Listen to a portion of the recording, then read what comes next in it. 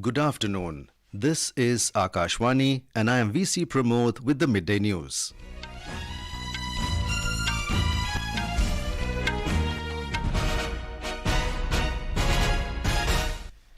The headlines. Prime Minister Narendra Modi to hold talks with Emir of Qatar, Sheikh Tamim bin Hamad Al Thani in Doha today. Central government and leaders of agitating farmer organizations to hold talks in Chandigarh this evening. Senior BJP leader Nand Kishore Yadav unanimously elected Speaker of Bihar Legislative Assembly. Supreme Court strikes down electoral bond scheme for political funding. And in cricket, third test of 5-match series between India and England underway in Rajkot. Prime Minister Narendra Modi will meet the Emir of Qatar, Sheikh Tamim bin Hamad Al Thani in Doha today. The two leaders are likely to hold talks on bilateral as well as regional and global issues. Yesterday, Prime Minister Modi met his Qatari counterpart Sheikh Mohammed bin Abdul Rahman Al Thani in Doha and discussed ways to strengthen ties between the two countries. Prime Minister Modi arrived in Doha last evening on a 2-day visit to Qatar after concluding his visit to UAE. Prime Minister Modi attended a dinner hosted in his honor by Qatar's Prime Minister last night. In a social media post, the Prime Minister said his discussions with his Qatari counterpart revolved around ways to boost India-Qatar friendship. External Affairs Ministry said that Prime Minister held fruitful talks with the Prime Minister of Qatar. The ministry spokesperson added that the discussions covered expanding bilateral cooperation in sectors such as trade and investment, energy, finance, among others. After arriving in Doha, the Prime Minister posted that he was looking forward to a fruitful visit that would deepen bilateral ties. He also thanked the Indian diaspora in Doha for the exceptional welcome. Earlier in his departure statement, Prime Minister Modi said India and Qatar enjoy historically close and friendly relations. He added that the presence of over 8 lakh strong Indian community in Doha is a testament to the India-Qatar strong people-to-people ties. A meeting is proposed in Chandigarh this evening between the central government and the leaders of the agitating farmer organizations. It is expected that a solution will be found in this meeting. Common people also want a solution to the problem as soon as possible. A report. All eyes are on the third round of talks between farmer leaders and Union Ministers Arjun Munda, Piyush Goyal and Nityanand Rai in Chandigarh this evening. The ongoing farmers' agitation at various borders of Punjab, Haryana is already impacting the lives of common people. Vegetable and other essential commodity prices have surged due to their limited availability, particularly those originating outside Punjab. Airfares from Amritsar and Chandigarh to Delhi have seen a 10-fold increase compared to their normal rates. With state transport buses to Delhi suspended, private bus operators are charging exorbitant fares, taking advantage of the limited travel options available. Shishu Sharma Shantal, Akashwani News, Jalandhar. The Supreme Court has struck down the electoral bond scheme for political funding. A 5-judge bench of the Apex Court said that the scheme violates the citizens' rights to information. Supreme Court also asked State Bank of India to stop issuing these bonds at once and provide details of donations made through this mode to the Election Commission of India. The Apex Court held that the stated objective of fighting black money and maintaining the confidentiality of donors cannot defend the scheme. Electoral bonds are not the only way to curb black money. The scheme, which was notified by the government on January 2, 2018, was pitched as an alternative to cash donations made to political parties as a part of efforts to bring the transparency in political funding. Only the political parties registered under Section 29A of the Representation of the People's Act 1951 and which secured not less than 1% of the votes polled in the last elections to the Lok Sabha or a state legislative assembly were eligible to receive electoral bonds. The Enforcement Directorate has issued 6th summon to Delhi Chief Minister Arvind Kejriwal in the alleged excise policy scam case.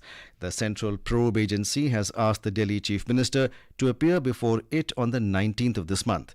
AAP convener has already missed all 5 previous summons by the ED.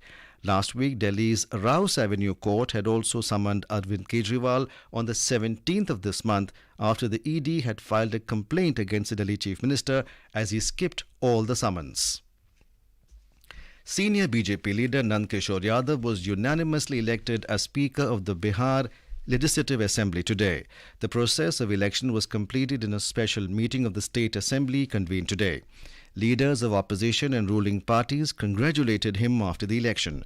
Chief Minister Nitish Kumar and Leader of Opposition Tejaswi Prasad Yadav accompanied the new Speaker to the chair. In his address to the members, Leader of Opposition Tejaswi Yadav said he will try to run the House without any partiality and follow the rules and procedures of the House. A 7-time MLA, Nand Kishore Yadav, represents the Patna Sahib Assembly constituency. He's also held different departments in the state government. In Uttarakhand, BJP State President Mahendra Bhatt filed his nomination in Dehradun for Rajya Sabha elections from the state today. Chief Minister Pushkar Singh Dhami, State in charge Dushyant Kumar Gautam, State General Secretary Organisation Ajay Kumar and Tehri MP Mala Rajas Lakshmi Shah were also present on the occasion. Rajya Sabha election is scheduled for February 27th. The tenure of Rajya Sabha MP from the state Anil Baluni will end in April 2024.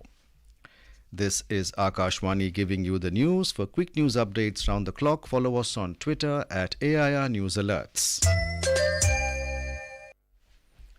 Information and Broadcasting Minister Anurag Singh Thakur has said that India is going to be the hub of the broadcasting sector.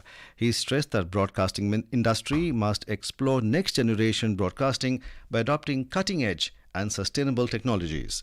The minister was speaking at the inauguration of the BSE Expo 2024 at the 28th International Conference and Exhibition on Broadcast and Media Technology organized by Broadcast Engineering Society India in New Delhi today.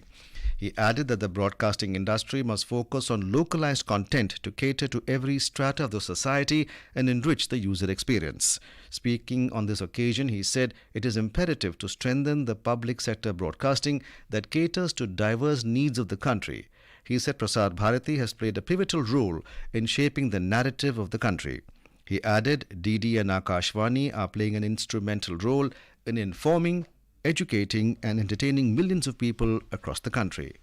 Drawing inspiration from the Atmanirbhar Bharat vision of our Honorable Prime Minister Shri Narendra Modi ji, it is imperative that we strengthen our public sector broadcasting to provide quality content that caters to the diverse needs of our nation.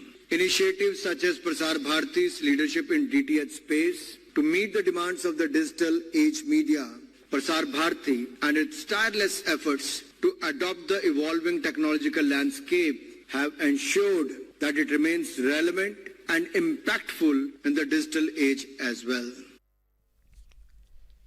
Union Minister for Skill Development and Entrepreneurship Dharmendra Pradhan today stressed on the need to make the country's young generation and workforce competent to build a developed nation. Speaking at Viksit Bharat through Industry Partnerships Program in New Delhi, the minister said that India is the country which is focusing on skilling, reskilling and upskilling of its workforce. He added in the last 1 year, India has become the 5th largest economy in the world, which was earlier at 11th position in the last 10 years.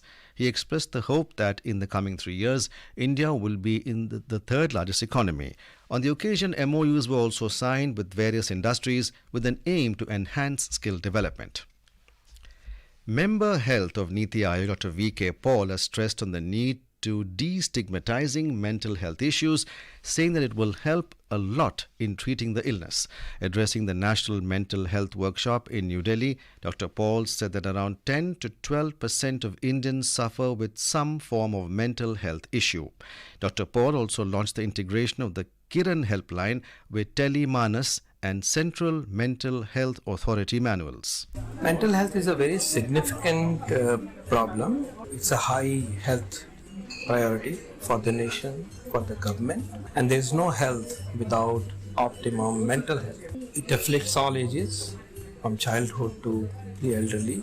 As many as 10-11% individuals suffer from mental health. We have organized the Ministry of Health a comprehensive consultation with states and union territories.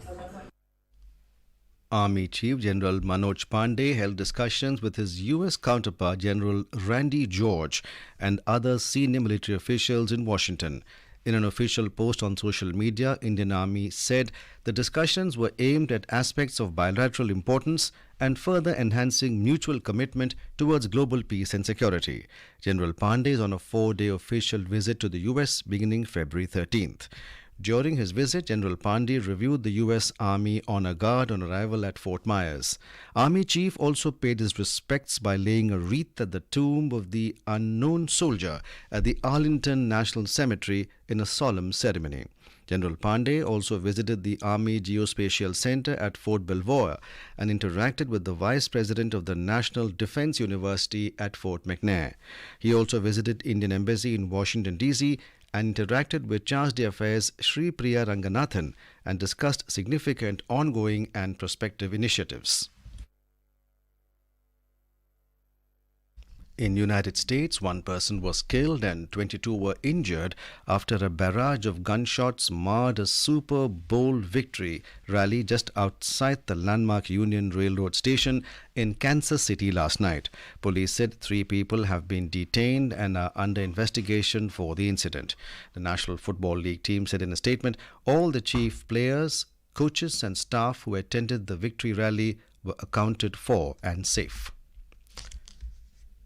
Nearly a week after political chaos since the voting on February 8th, a 6-party alliance appears to be forming Pakistan's next government, led by Pakistan Muslim League Nawaz PMLN, which won 75 seats, and Pakistan People's Party PPP, which secured 54 seats. The coalition will have more than 150 members in the parliament, crossing the required 134 seats for a simple majority in the National Assembly.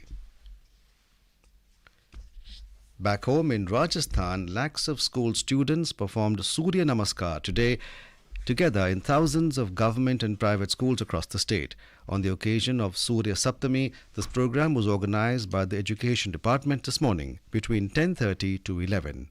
We have a report. According to an estimate, more than 50 lakh students of the state have performed Surya Namaskar at the same time. Apart from students, teachers, staff, parents and citizens also performed Surya Namaskar. Rehearsals for this program were conducted in schools for the last 15 days. Education Minister of the state, Madan Dilawar, performed Surya Namaskar in the state-level program held at Chogan Stadium in Jaipur. On this occasion, Mr. Dilawar said that the practice of Surya Namaskar keeps the body and mind healthy, different types of disorders. Jitendra Dwivedi, Akashvani News, Jaipur. Now on to sports. In cricket, the third test match between India and England is currently underway at the Saurashtra Cricket Association Stadium in Rajkot. India were 185 at the loss of 3 wickets at tea. After the fall of early wickets in the first session, skipper Rohit Sharma and Ravindra Jadeja built a solid partnership and gave a promising start after lunch. India lost their third wicket at the score of 33, after which the duo made a 100-run partnership. In Men's Hockey Pro League, India will face Australia at the Kalinga Hockey Stadium in Bhubaneswar, Odisha this evening. The match will start at 7:30 p.m. The Indian team is looking forward to continuing their outstanding form as the men in blue have defeated the Netherlands in their previous match in penalty shootouts.